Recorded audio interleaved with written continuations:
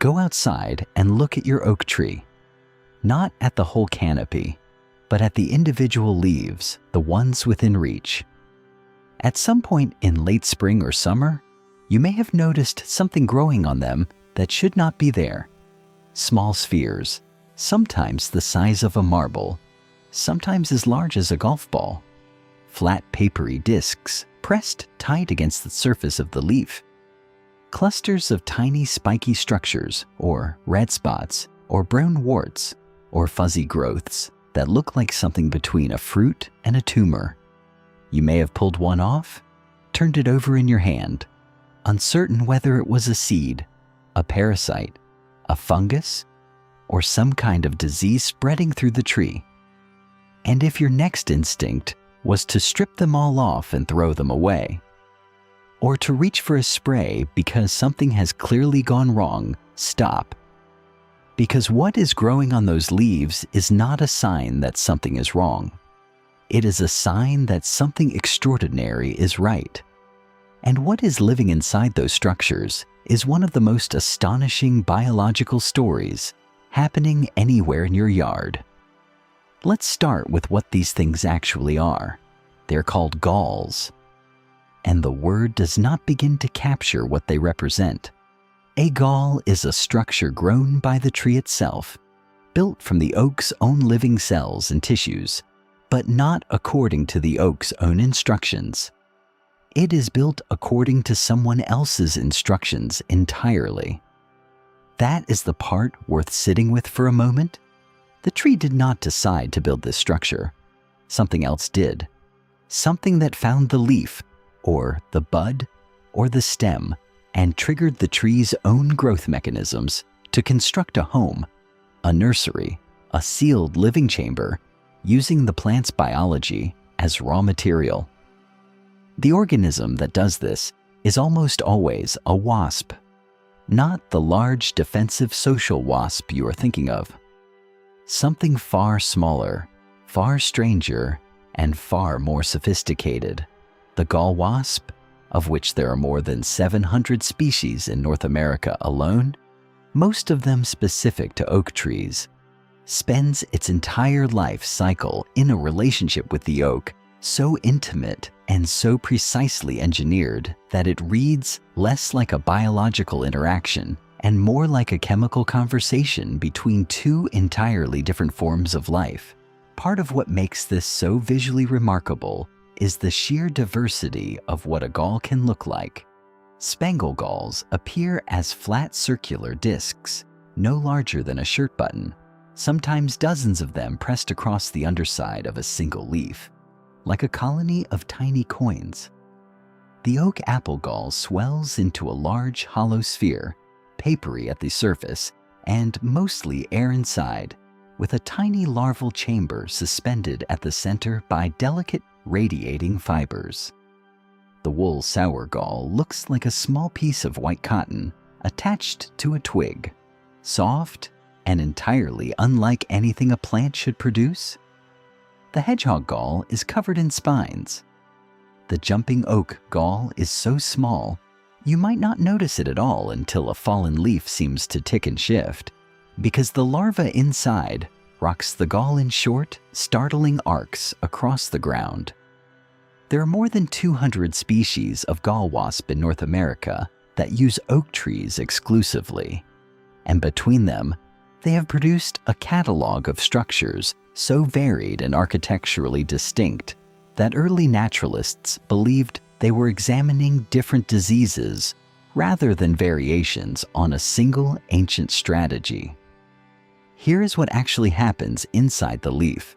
The female gall wasp, sometimes no larger than a grain of rice, locates a specific part of the oak, a bud, a leaf vein, a developing stem, and lays her eggs directly into the plant tissue. As she does, she injects a chemical signal, a precise cocktail of proteins and compounds that researchers are still working to fully characterize, that essentially reprograms the cells surrounding the egg. The oak does not reject the intrusion. It responds to it. It begins to grow, differentiating ordinary leaf cells into a structure it would never build on its own, constructing walls, chambers, and layers of tissue, sometimes hard and woody, sometimes spongy, sometimes covered in fibers or a smooth, lacquered shell. The gall forms around the egg like a room being built in real time. By the time the egg hatches, the larva is already inside a completed structure, sealed, insulated, provisioned. The inner tissue of a gall is nutritionally rich, chemically distinct from the surrounding leaf, calibrated for larval feeding, as though it has been prepared deliberately. Because in the most precise biological sense, it has. The larva feeds on the inner walls of the chamber, grows, pupates, and completes its entire development inside this structure that the tree built against its own plans. Then it chews through the wall and emerges as a fully formed adult. The whole process is invisible to you. You walk past it every day. Each gall on your oak leaves is a nursery. Each one contains a life in progress. Each one is the product of an evolutionary relationship, so old that gall wasps and oaks were already locked in this exchange tens of millions of years before the first human being ever looked at a leaf and wondered what was growing on it. Now here is the question you are almost certainly asking. Is this hurting my tree? This is the right question, and the honest answer is almost certainly not. Oak trees are among the most gall-prone plants on Earth.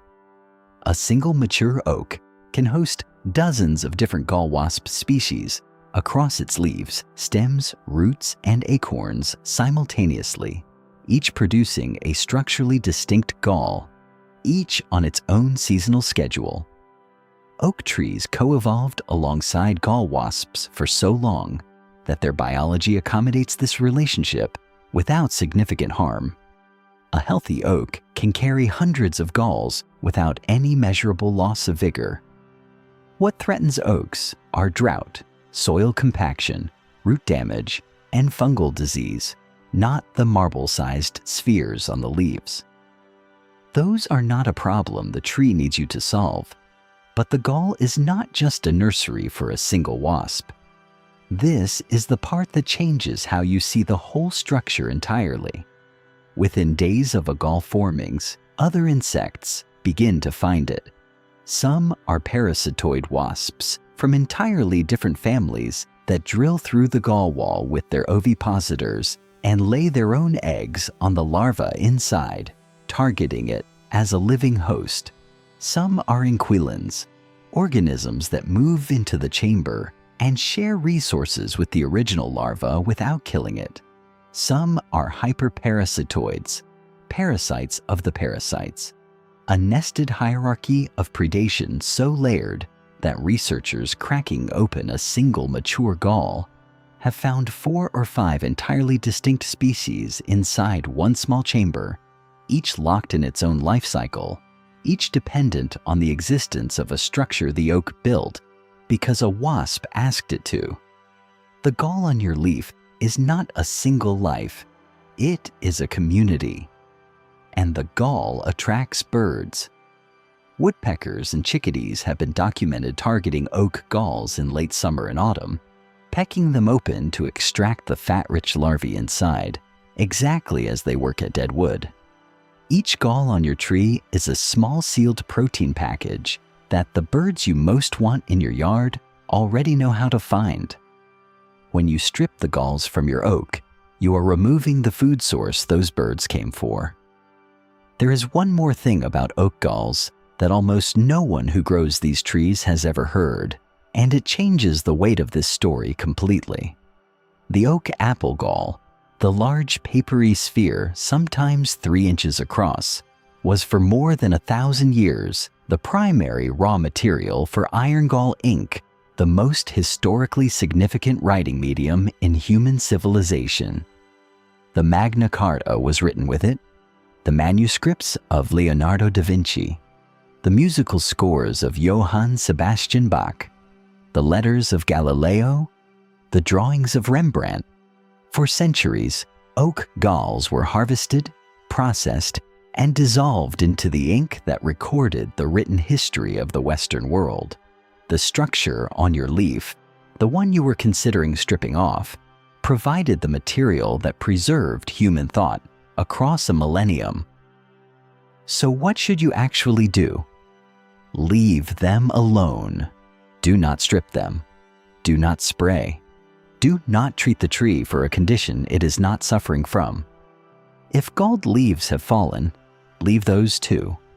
The larvae inside may still be developing, and the parasitoid wasps that emerge from fallen galls are among the most precise natural pest control agents in any garden. Raking and disposing of those leaves ends that emergence before it begins. If you feel compelled to act, the most valuable thing you can do is observe. Learn to identify which gall species are on your tree. The diversity you find on a single oak, once you begin to look, is genuinely difficult to believe. The galls on your oak are not disease. They are not damage. They are the visible signature of a relationship between a tree and a wasp, so ancient and so precisely calibrated that the tree builds nurseries on command. Nurseries that become ecosystems, that feed birds, that house-layered communities of interacting species, and that gave human civilization the ink it used to record its own history. They are among the most complex biological events happening in plain sight in any yard that contains an oak tree. And they have been happening on that tree every single spring and summer, completely without your attention, for as long as the tree has been standing. Now you know what to look for, and the next time you find one, you will know exactly what is living inside. Have you ever found an oak gall, opened one, or watched a bird go after one on your tree? Tell me about it in the comments below. I read every single one, and this community has shown me things in people's backyards that no field guide has ever captured. And if you want to understand another overlooked structure in your garden, one that looks like damage, but is doing something essential that no gardener should interrupt, the next video is already waiting for you.